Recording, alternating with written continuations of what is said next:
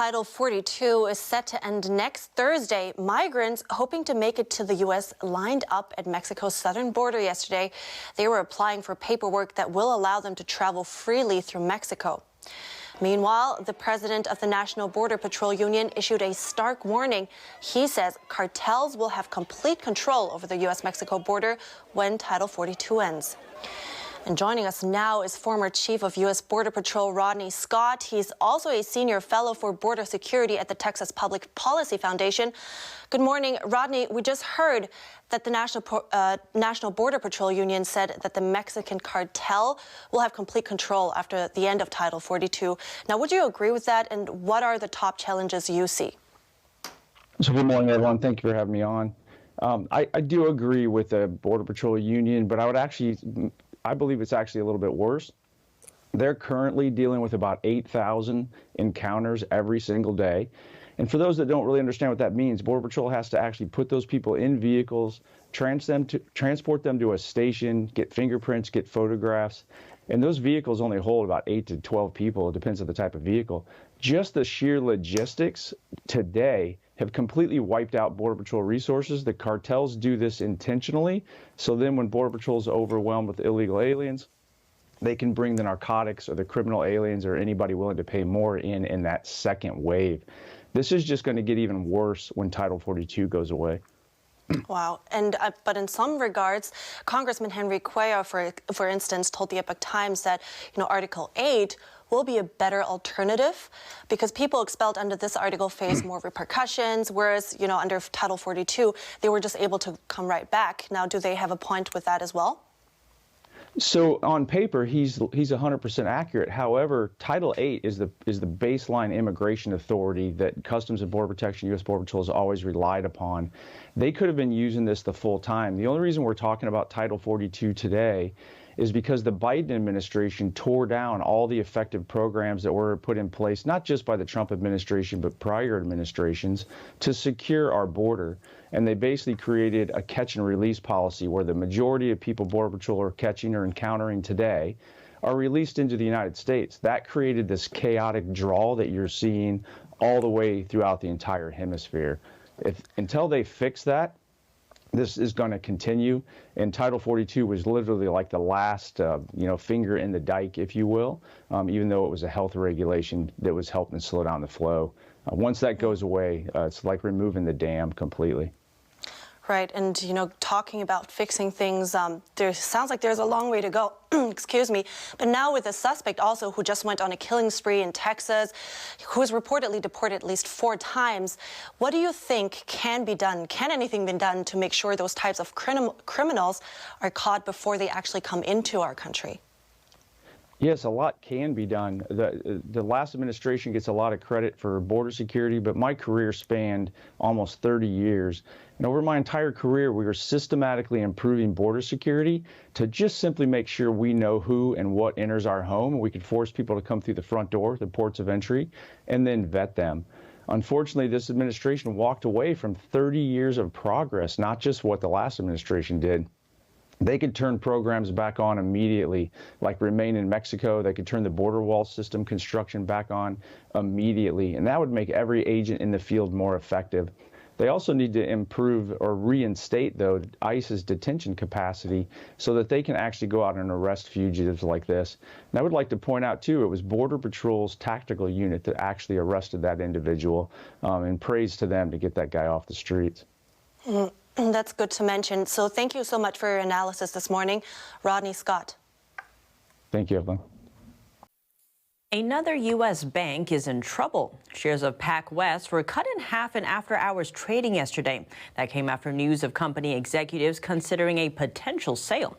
NTD's Jeremy Sandberg has more on the latest bank looking for rescue. PacWest shares fell more than 55% in after-hours trading Wednesday. Bloomberg, citing anonymous sources, reported that the regional bank has been contemplating a sale among other strategic alternatives. The Beverly Hills-based bank has been weakened by the recent failure of 3 California-based lenders. Shares of PacWest already took a hit in March when SVB failed. Its stock plunged 76% from more than $26 at the beginning of March to around $6.40 on Wednesday. The news comes just hours after the Federal Reserve said that the worst of the banking turmoil was over. Fed Chairman Jerome Powell says the conditions in the banking sector have broadly improved since early March. The U.S. banking system is sound and resilient. President Biden made a similar statement earlier this week after federal regulators facilitated the sale of First Republic Bank. The banking system is safe and sound. Biden said all First Republic insured and uninsured depositors would be protected, shareholders would lose their investments, and taxpayers would not be on the hook. PacWest was the nation's 53rd largest commercial bank at the end of last year, with $41 billion in total assets. Jeremy Sandberg, NTD News. PacWest confirmed yesterday it is looking at strategic options. It says it hasn't experienced any unusual deposit outflows since the failure of First Republic.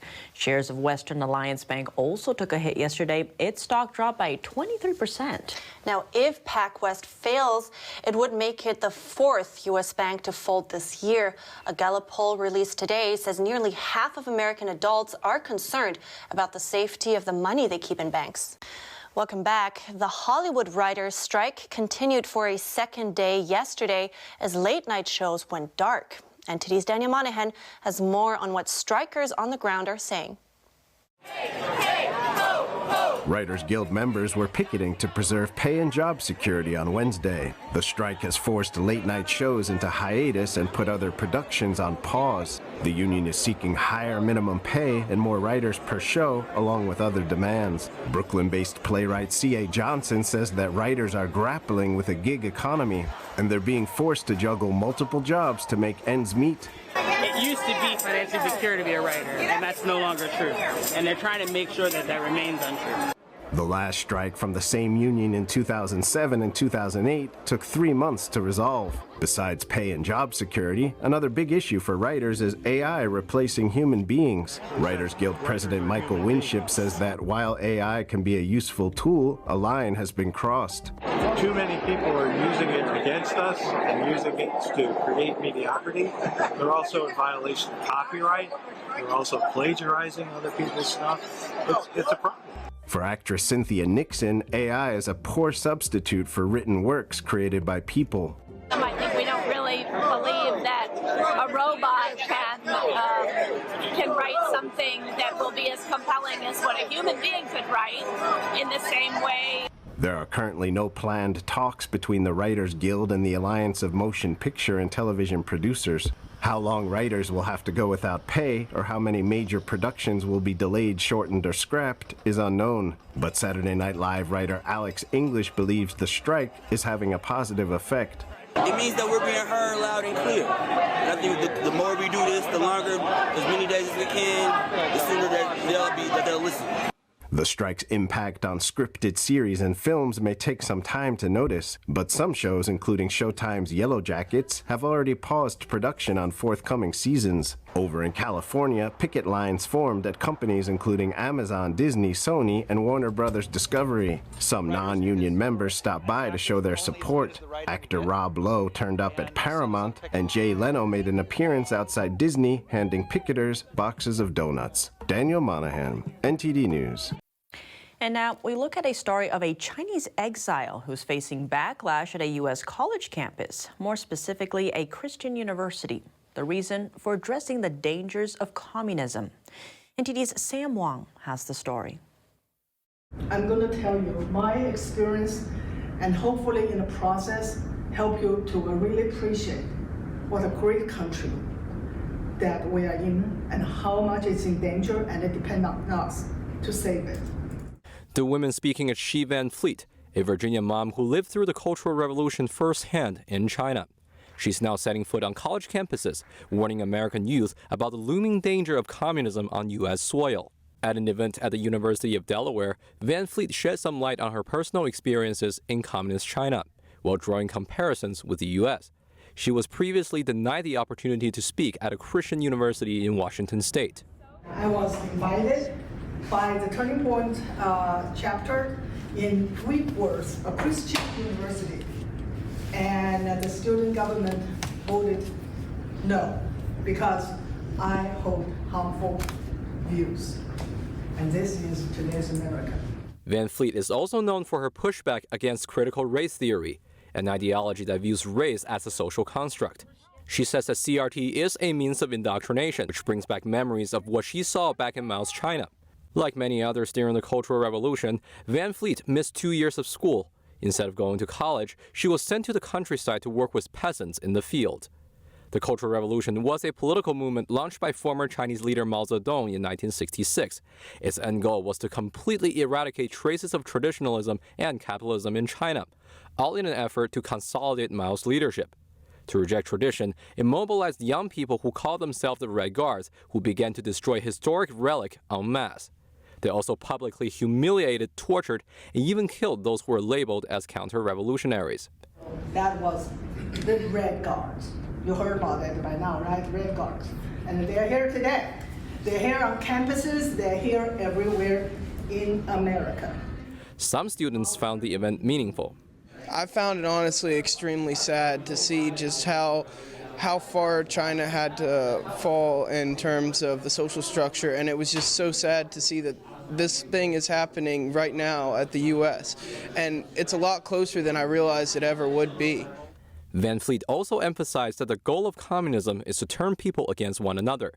Despite external pressures, Van Fleet told NTD that she will continue her advocacy. Sam Wang, NTD News, New York. Whitworth University released a statement to KXLY News in Spokane. It said the university is committed to freedom of speech, but allows students to make decisions and take responsibility for those decisions. The university did not give a reason for the declined invitation to Van Fleet, but said the student club can appeal the decision made by the Student Government Assembly. Welcome back. For Isaac Newton, it was an apple falling from a tree, and Albert Einstein Bern's famous clock tower while traveling home from work. History has many examples of sudden inspiration. Now you should really see how an old fridge spawned an automotive innovation and a national sensation. Master tinkerer Ernie Adams always wanted a race car, but money was tight, and living in a small Nebraska trailer park, space was limited too. But one day, as Ernie gazed off into the distance, a light bulb went off. It all started from seeing a refrigerator laying in the weeds that had a tire swing by it. But Ernie didn't just see a broken old appliance. In his mind, he saw a miniature race car, and in 1965, he turned that old icebox into the first of a new breed of dwarf cars. Ernie didn't have many tools at first, and his skills were undeveloped. I had just bought an arc welder, and I had a homemade hacksaw to cut the metal with. He had to make many of the tools he worked with by hand, but time and the foundation he built as a youngster tinkering in a junkyard soon bore fruit, and that first dwarf car became a fleet, sparking a dwarf race car craze which spread nationwide. According to Ernie, experience was a great teacher. Oh yes, each car taught me some more. I'm building a 41 Chevy right now. And he soon became handy at making scaled-down versions of larger cars, imitating them to a T. I had to make the spoke wheels.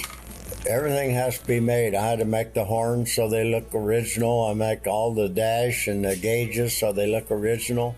Most people prefer a nice shiny-looking new car, but Ernie is not like most. His favorite is a rusty, unpainted 34 Ford sedan, but he may have a practical reason for that. Because I don't have to wash it and polish it. It looks good just how it's weathered. Ernie is an artist who couldn't bear to part with any of his masterpieces.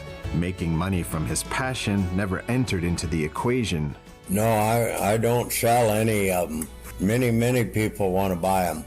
Word of Ernie's magic soon spread, and his showroom was transformed into the Dwarf Car Museum to accommodate all the visitors. This is a museum, and it's lots of people come in here, 100 a day. Oh, it has 15 different cars in here. A couple of them are race cars. I'm the creator of the Dwarf race car, along with the street legal cars. The museum also has some antiques and is open every day to the public from 9 till 4.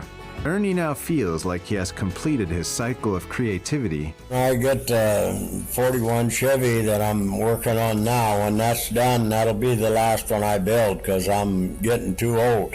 But the world can rest assured that the tradition of dwarf cars will continue onwards.